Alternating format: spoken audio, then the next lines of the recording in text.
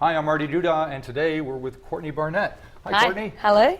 Actually, this is just moments before the Laneway Festival is about to erupt, and we're in the hotel room. So when people see this, Laneway will be over with, but I assume you're looking forward to doing this kind of Oh thing? yeah, I can't wait. We just did Singapore the other day, and I'm very excited about today. So you've already done a Laneway over in Australia, right? No. No? Singapore, Auckland, and then Australia. Okay, alrighty. So anybody that you're looking forward to seeing? Yeah, Ariel Pink tonight. Right. I'm very excited about.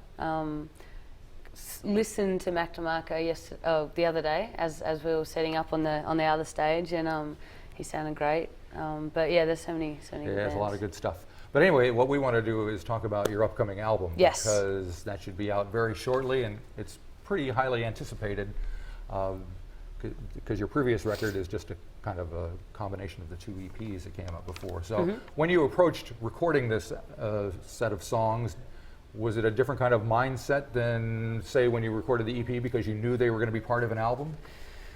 A little bit. I mean, I kind of just tried to set my mind to it a bit more, and over a year or so, gathered all these songs. But yeah, there wasn't. It was quite written in quite the same way. Notes from my journal, kind of evolving into songs, and not really any conceptual kind of album grand idea. But Right. yeah. Well, you mentioned a journal. Is that something that you carry on with you all the time and are constantly updating? And Yeah, just and really, casually, just notes of things I see or funny things I overhear, or people's names so I don't forget them. Or Gotcha. Alrighty. Well, I believe one song off the album that's being released as a single is "Pedestrian at Best." So maybe you can tell us a little bit about that too. Sure. I have a note that it reminded me of the Kinks, early Kinks with the guitar riff. So I don't know if that cool. is anything. Oh, kind of, isn't it? I love the Kinks. Kind of a "you really got me" kind of thing going Yeah, on there. Sorry, you have to bear with me because Sure. it's so new, and I haven't talked about the new songs that much. Pedestrian at Best, yeah, it's kind of, it covers so many different things, but it's one of the last songs I wrote for the album, and I really loved the riffs. I showed it to the guys, and we got it happening, but I had no lyrics, so we decided to record it anyway. And 2 days before we were due out of the studio, I wrote the lyrics really quickly. So they're a bit rambly, and they kind of branch off all over the place. But it's about perception and judgment and all sorts of different things. Well, I know that when people write about your writing, they use the term "stream of consciousness" a lot. Do you look at it that way, or? A little bit, but I think it would be really pushing it to honestly, to honestly call it that, because that's a whole different thing, and should probably typically be unedited and raw. Which, if I released some true stream of consciousness, it would probably be rubbish. There is a line in the song, "Put me on a pedestal." Yeah. So I was wondering if that had anything to do with the fact that a lot of people have been following you very closely, and they were anticipating this new record. Do you feel any of that? Yeah, a little bit. Yeah. It was kind of tongue in cheek. That kind of idea, but it's totally open to interpretation, because it's quite relevant in so many different kind of parts of life. Cool. All right, another song is "Depreston." I was hoping we could talk about it. And it's one that you've been performing for a while. You played it when you were at the King's Arms here a little while ago. Yeah. So it's obviously been rattling around. Tell me where that one is coming from.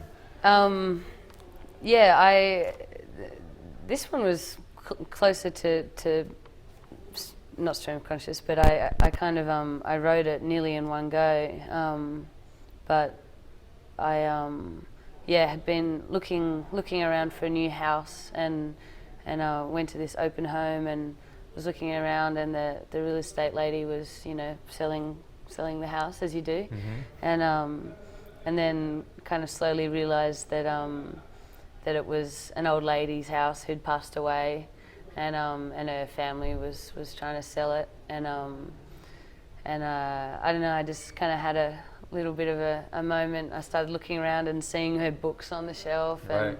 and her records, and like her little, you know, grandma doily type things, and just had, I don't know, this kind of moment of yeah, that kind of price of, I don't know, the memories and nostalgia and I don't know, mortality and Right, yes. all those things. I just got through helping my parents who were in their 80s move out of their place, and it was kind of that kind of thing where Yeah.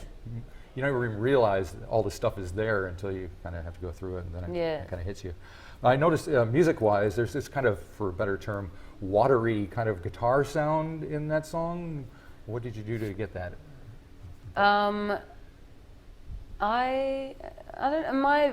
My guitar playing's pretty pretty basic and pretty straightforward. I'd have to say it's pretty awesome, though. There's some pretty cool guitar playing on this record. Well, a lot of that's probably my good friend Dan Luscombe. It could who, be. I don't know who's doing what, but I heard some good stuff there.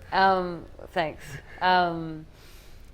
Yeah, just I don't know. I kind of normally play with a bit of delay, and just to kind of make it. I don't know. I like that sound, so it kind of you know, rumbles around. But yeah, Dan definitely. Oh, he does the beautiful slide solo and stuff in that song, and he, yeah, not downplaying my guitar playing at all, which I think is great in its own right. But yeah, he's something else. Now, another one that has an interesting sound to it, Debbie Downer, has this like Farfisa organ. I Yeah. don't know if it's Farfisa or not, because I'm not a musician. Yeah, it but might have been a mellotron. it's a very kind of 60s Yeah. poppy kind Yeah. of jumpy thing. So where did that one come from?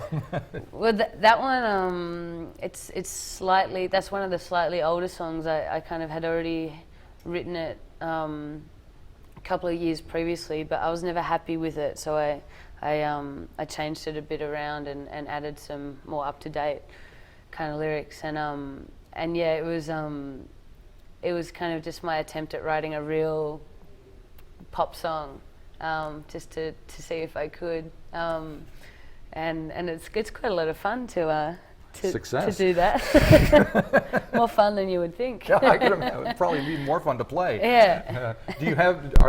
Are there songs when you're writing you just think this is going to be lots of fun to perform, and you kind of put those aside and treat them differently than some of the other songs? No, not really. I don't normally think that far. You know, when I take the songs to the band and we realize, you know, whatever the energy of the song is, you get an idea. But yeah, I don't really, you know, work harder on them so that there can be some real, you know, festival bangers or anything. Right, okay. Those songs are just as important as the, you know, little Deprestons or whatever. Okay. Now there's a couple of longer tracks on the record. One of them is called Kim's Caravan, which clocks in at almost 7 minutes. And it sounds like it deals with some kind of environmental issues in there and all that. Is that something that's important to you? Yeah, definitely.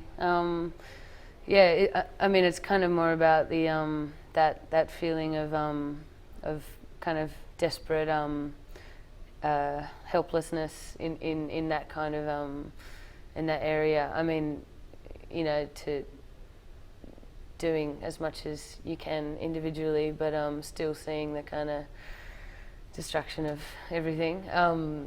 So yeah, it's kind of a bit more morose because I was feeling quite helpless that particular day about the whole thing. But yeah, of course it's important. But yeah, the song itself, yeah, the kind of length. I don't know, maybe kind of inspired a bit by. I saw Crazy Horse last year, the year before, Yeah.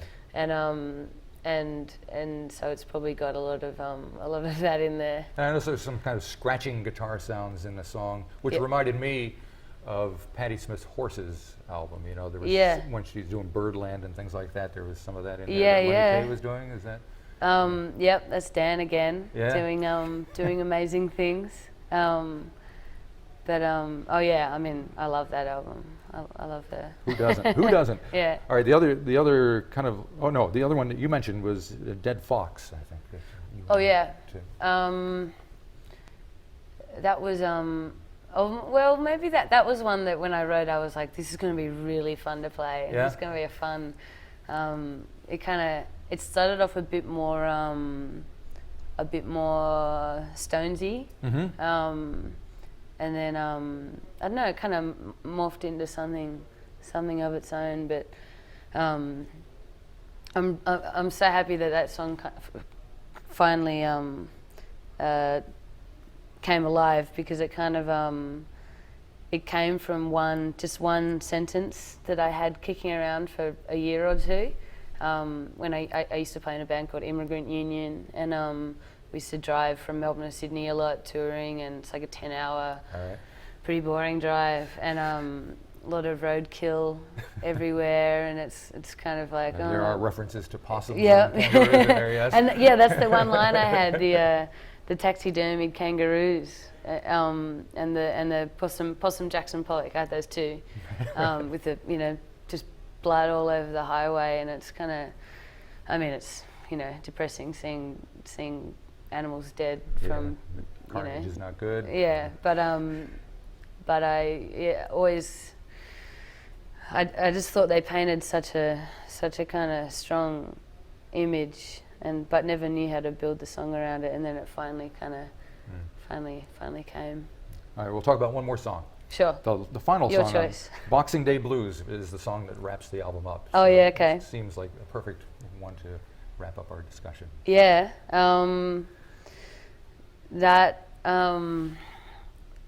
That's probably one of the most I don't know, intense songs for That's me. the word Like, I was gonna say, yeah.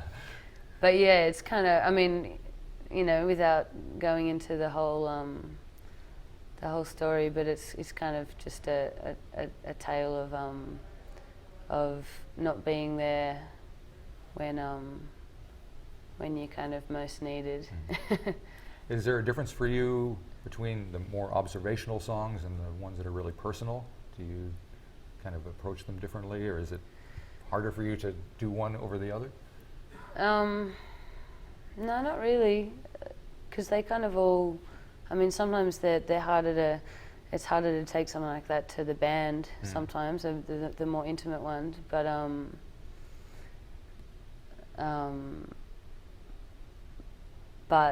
if I'm happy with it and I don't know, I think it's written for a reason.